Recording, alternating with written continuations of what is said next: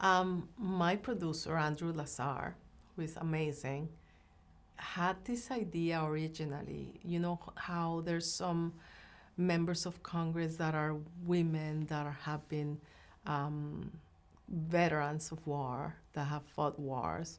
And in his mind, he was like, how could that play in a movie? And so that was kind of the origins of the fact that, in this case, the character Viola, President Sutton, has a background in as a soldier, and how, even though she's been a politician for the last 20 years of her life, when the moment comes in which she needs to draw upon that background, she goes for it. So I thought, I hadn't really noticed that, and you're right that they normally make movies about the bodyguard, right? That saves the world, not them.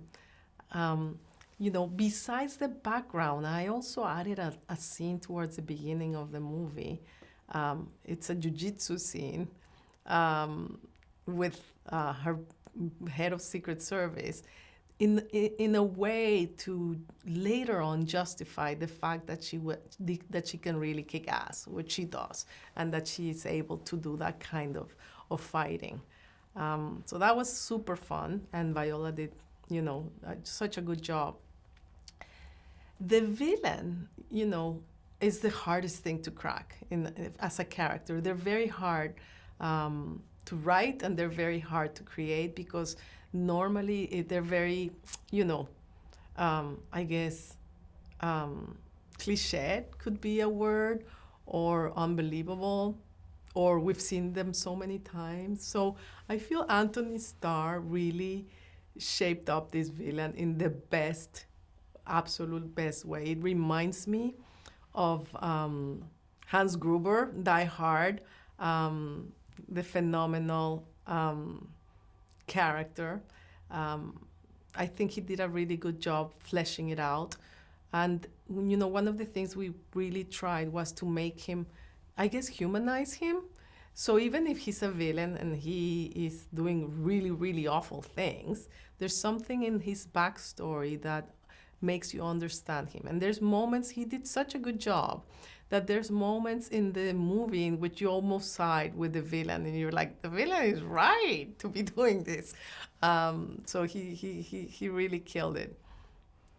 Oh my God! We live in planet Earth. Unfortunately, it's still very ingrained, I guess, in the cultures of the world, of all the different countries, mostly our patriarchal system, and but they haven't seen the movie, and the moment they see the movie, they're gonna know that Viola can kick Antony Starr's ass any day, like right now. So no question about that. Um, it's all about the circumstance, and I feel that I watch a lot of action movies, and I see some of them that have female leads now, and for me, it was absolutely essential to make it believable that she could actually fight. And one of the things that makes her very special as a character, and of course it's Viola Davis, is that she's vulnerable and she's not enjoying the kills. In many action movies, these guys kill, and da da da, and they don't even think about it or care about it. That's not the case here. Like, she's really struggling. You can see the struggle of having to fight, and having to kill. So that makes it very, very believable. I think that when the people actually see the movie, they are going to change their minds. And one thing more, when for me it was also very important that this was not like a Rambo thing, but more like a Harrison Ford character. So I think about The Fugitive, and I think about Dr. Richard Kimball and how smart he was.